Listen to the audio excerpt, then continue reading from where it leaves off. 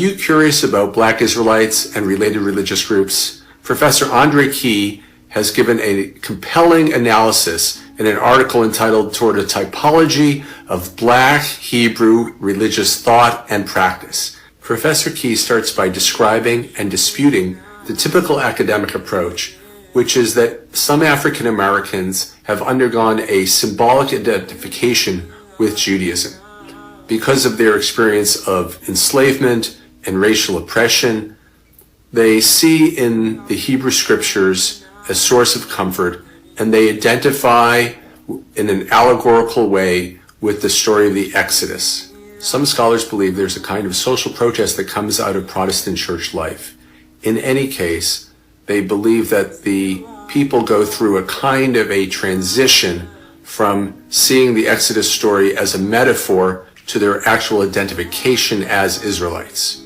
Some scholars argue that they face an identity crisis and that some chose a form of deception, modeling themselves in Jews and claiming to have an actual Israelite lineage and identity.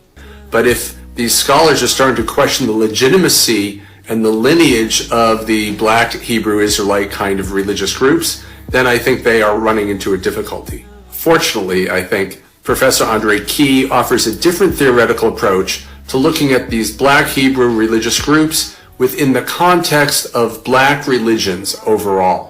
Would a just and good God allow evil and suffering to exist in the world? The attempt to answer this question and explain our answers is called theodicy. Theodicy is a challenging problem that has been debated for centuries. It continues to be a central issue in many religions, including Christianity, Judaism, and Islam. It generates a wide range of responses. 1. Evil and suffering are a result of free will, which is of ultimate value. 2. It's better to have a world based on natural laws than a chaotic world. 3. There is value gained from human suffering, such as character and soul development. Humans contemplate the problem of evil all the time and is arguably fundamental to the human experience. 5 of those people at at a kosher supermarket, and the 2 suspects who were also killed have been linked to the Hebrew Israelite movement. And in 2019, there was another big news story where 5 people were stabbed at a Hanukkah party in Monty, New York, by someone who was also been linked to the movement. So probably everyone remembers last fall, that a basketball player, Kyrie Irving, who, by the way, I had never actually heard of before, tweeted a link to the film Hebrews to Negroes, Wake Up Black America, that was basically talking about how Jews were heavily involved in the Atlantic slave trade, denied the Holocaust, and said that Black people were the real Jews.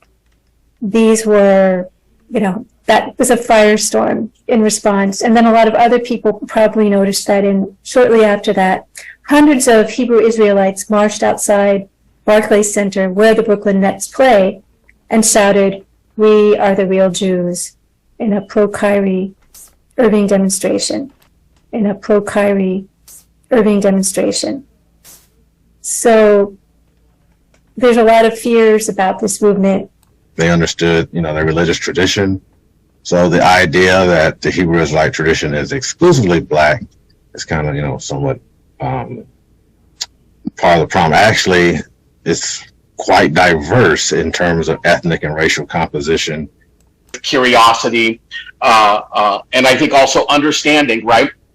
You're also exploring these questions, right? You're having us kind of lean in. And here's one question I want to start off with. What's the one question you wish folks would ask you, right? As you've been watching kind of the conversations around Kyrie Irving, right? Even before that, right? When we had Ye West, as most folks know as Kanye West, right, who was dabbling in some of the extremist anti-Semitic rhetoric, right? A lot of attention came to the fact that he was also influenced by some sects within Black Hebrew Israelites, right? And it's important to keep reiterating. African Americans create these religious myths, these religious tales, like all other humans. And when they're dealing with issues of justice, they gotta be some villains. And unfortunately, there's no Canaanites running around. There's no Hittites running around. But they've experienced anti-black racism. It just happens to be at the hands of white supremacy. So the villains in many of our religious myths of these particular types of religions, they happen to be white.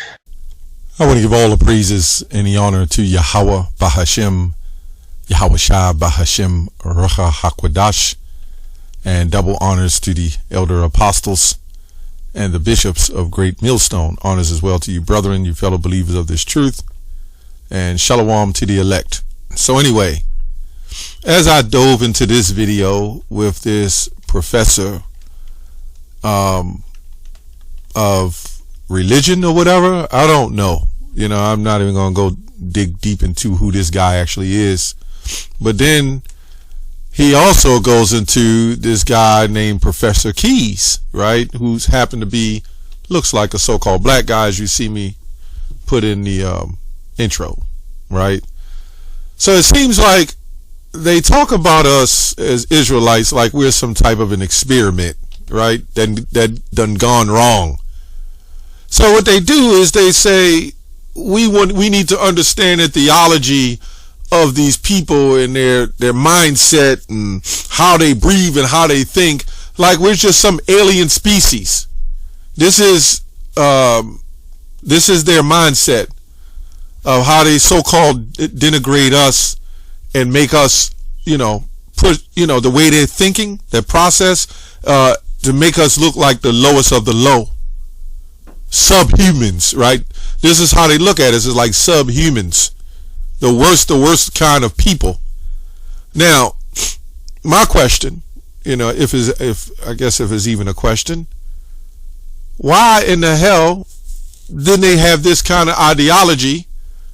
Well, yeah, question. Why didn't they have this kind of ideology when it comes to us in Islam, right? Why didn't anybody say, let's experiment on the Nation of Islam? Now, back in the day, when, what's his name, Farad Muhammad brought it to the Nation of Islam, then they wanted to dabble in and figure out, and this is why they also infiltrated that group as well, right? And with the story with Malcolm X and all that. They also, why didn't they have these kind of theologies on Christians, so-called black Christians, right? And what do we need to understand about them? And then this white lady says, we could see in the kosher market that it was black Hebrew Israelites who were responsible for this and caused this so-called heinous act. When we know through history who is the real people who committed such heinous acts, right? So why is it when a so-called black Christian man do these same things, whether it's to one group of people or to see the reason why they separate the black culture from other cultures so they can have control of the narrative of their culture, right? So then they can say, see, we gave you a culture, right? George Soros funded Black Lives Matter. We gave you a culture. Stay in your lane. Don't go to anything before the 1600s, right? We gave you Martin Luther King, which we set up. We gave you Malcolm X, which we infiltrated. We gave you Medgar Evers. We gave you all these people, right? So you should be happy with what you have. But when it comes to our true identity in history, this is where they have a problem. So when you ask about all the so-called young black men, the scriptures say when a man teacheth his son, he grieveth the enemy. And it would be your daughter too, right? Or your wife. But it grieves the enemy that teaches your son the right way, right? So what about all the young men that follow the truth in Israel, the true biblical Israelites, right? They're not gangbanging. They're not buying bacon beans with pork, right? They're not committing adultery. All those things that didn't work for us in Christianity, they had no problem with. As long as we sick, gangbanging with the cross on our arms, right? Shooting and killing each other. It's all a problem. But now we're teaching, okay, this is our heritage, our identity. And obviously the Israelites will look like different nations and be scattered amongst the world. So why do those people all look the same? This is the hatred towards us for doing the right thing. right? Let's go to Isaiah 51 and 17.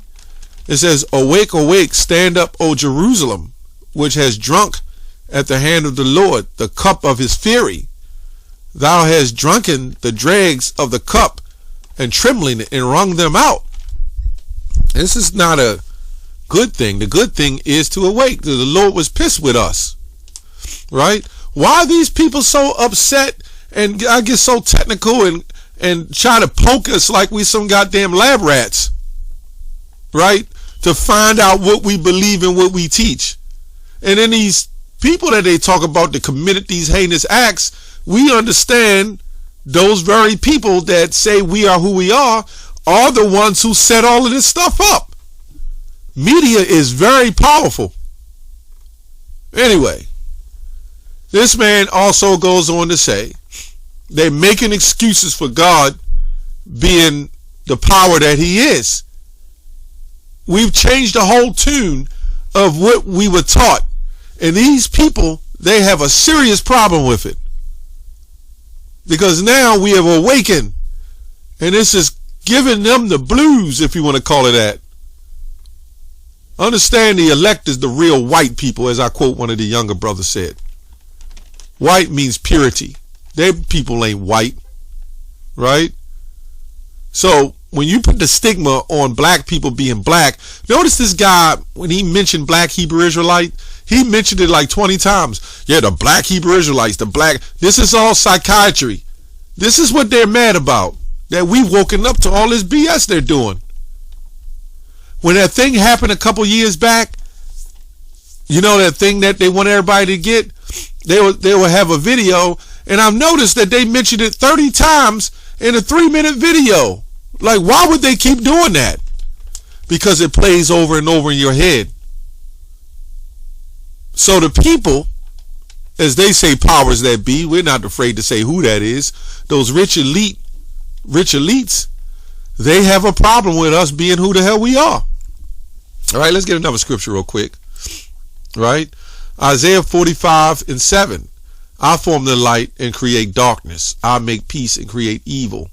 I, the Lord, do all these things. So where did they come up with this terminology called theodicy? Let's look this up. This is why I'm sharing the screen. Right? The defense of God's goodness. What do you mean the defense of God's goodness? The Most High don't need a defense. Like, this is pure wickedness, man. The defense of God's goodness and omnipotence, which is power in view of existence of evil. They just make up shit as they go along, man. This is why they don't like us. Right? Did they read the stories of the Bible of the Lord giving men hemorrhoids and hearts turning to stones, killing the whole fleet of people and taking the women and children for themselves? Do they understand who God is? No, they don't. They don't understand the power of Yahweh, right? And his son through the spirit of his son Yahushua and Ruach Kodash, the spirit that is holy, right? This is crazy. And it goes on here, it says the aftermath of the hollow, see that? I'm not even going to say it. Much theological debate. What's up with all these theologians and these scholars? See, this is the wickedness of what happened to us. We're going to explain that. The reason why they set up the HBCUs, okay, which is historically black colleges and universities, the reason why they set up high schools, well, elementary schools, high schools, middle schools, high schools, colleges, it's all to retrain you, replacement theology, to train you on a different curriculum that we were used to. The HBCU was set up by a man named Richard Humphreys, who was an abolitionist who actually had about 4 or 5 slaves at the time he did that. And their job going through the Protestant church was to educate us according to what they wanted, right? This is why you would see Christian, Jew, and Christian, right? When you go to Acts 11 and 20, it says the Christians were called Jews. to be a Christian was to believe in the resurrection of the Messiah. So this is why you had the Jew and the Gentile. The Gentile would have been the one, right, who wasn't considered a Christian. So when you converted, you was considered a Christian, but you were a Christian Jew. But then you have these people who set this whole BS up and put Christianity on us during the time of the slave trade and before that, and said, now we're the Christians after we converted, and stripped away the J word and gave us Christian. And this is what we figured out. And now everybody has a problem with it. Pure madness, man. But you can't stop the word of the Lord. You can't stop it. You know, it's just what it is. Acts 5:39. But if it be of God, ye cannot overthrow it, lest happily ye be found even to fight against God. So when these people come against us, right, when they come against us and they tell us that we're not the biblical Israelites, these are the black Hebrew Israelites, this is pure racism, right, on their behalf. Because if we identify and say, okay, we're the people of God, we believe we are, after you lied and said that you claim that you are, well, wait a minute, aren't you doing the same thing that you claim that we're doing? You see that? So you're doing the same damn thing. So it's impossible for us to be the chosen people of God, although Deuteronomy 28:64, let me get that real quick. I'm going to get some precepts on that, by the way. Let's go to Deuteronomy 28, which I can quote that. The Lord shall scatter thee among all people from one end of the earth, even to the other. And thou shalt serve other gods, which neither thee nor thy fathers have known. I'm just quoting it. So Deuteronomy 28:64 is what I want. This is what it says. But I'm going to go over here. I know it's somewhere in Ezekiel 20:13. This is what it says. I lifted up my hand unto them also in the wilderness, that I would scatter them among the heathen and disperse them through the countries. So wait a minute. Why the hell do they all look alike? For the most part. So we know it's some fraud there, because the Israelites would look like all nations. They would have characteristics of different nations. So we found this out. The worst thing they could do for us was to teach us to read. Let's go to, you know why they gave us schools and, like I said, the colleges and churches, which the church kind of similar to the courthouse. They gave it to us and gave us curriculums and gave us teachers, right? Set up like that weird guy that we saw. I put in the intro. He looks like a tear. They would give them, which were tares. The majority of them were tares, because they would lay with the slave woman and have the so-called black son and raise them up, and then they would say, okay, we had black slaves. Well, so a good portion of them were tares, and they would raise them up and go re-educate us and say the white man is God, the white Jesus, believe in him. And this went on through generations. And this is why black men, they will always say, put the money in a book, because the black men don't like to read. You know why we didn't like to read? Because it wasn't our history, and we thought we got everything we needed from them, and they put hell on us in those schools. Believe it or not, we caught hell in those schools, being re-educated with all these false narratives and false lies. And then when that happened, who the hell wants to read a book when they leave school? Anyway, Ezekiel 22:15, and I will scatter thee among the heathen and disperse thee in the countries, and will consume thy filthiness out of thee. So we all scattered, man. You ain't stopping this truth. Hebrews 6:18. God can't break his word. What was one of his words? Let me go to the book of, is it Psalms? I think it's one I haven't read in a long time. Psalms, where I'm at. Yeah, right here, Psalms 147. All you in the know this scripture. What was God's word? Yahweh's word. Let me say that. Let me just go ahead and get to the point. Psalms 147:19, right? He sheweth his word unto Jacob, the Israelites, his statutes and his judgment unto Israel. He have not dealt so with any nation. And as for his judgments, they have not known them. Praise ye the Lord. This is how we know, we the biblical Israelites, these debates, and now they trying to talk about the Barbary slave trade. You know, they got all this other crazy stuff going on. Those slave trades that they're talking about was minuscule, right? They wasn't real slave trades like with nations of people. They would pick up, these was Muslims in the Barbary slave trade. That was just business picking up people. And the majority of them, a lot of those people was in Europe that was so-called black in the time of the 1500s. That's where the first slave ships came from. And these, the Barbary slave trade, they was all about coinciding with the transatlantic slave trade because you had the sub-Saharan slave trade. But when you read Deuteronomy 28:68, it says, I will put you on slave ships. Notice he's talking about all Israel, the Israelites.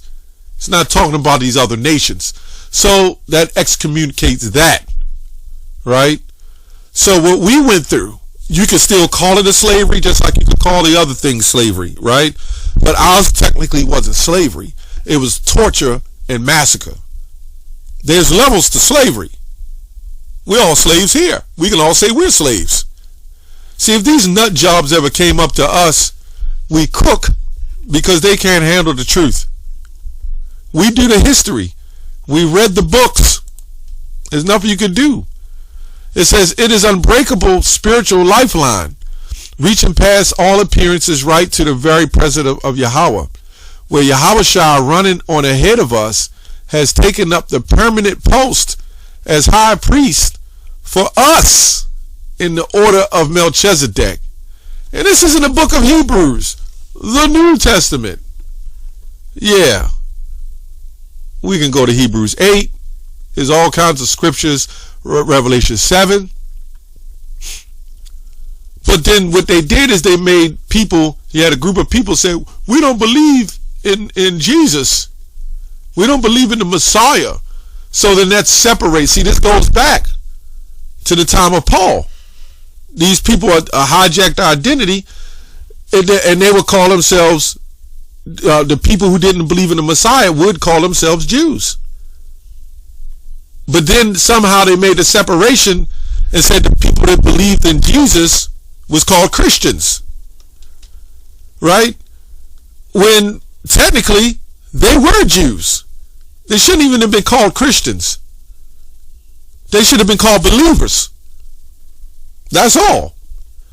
Anyway, this is all madness, and that's why I put the other clip in there with the white woman trying to paint the bad image. And yeah, well, you need to talk about what's going on over there now. Nothing said about that. All your hypocrisy is being exposed, man. And the Lord is going to deal with that. And all y'all, you know what? You're going to pay. Ecclesiastes 3:15 said the Lord requires that which is past. You're going to have to pay for that. That's all I have on that show.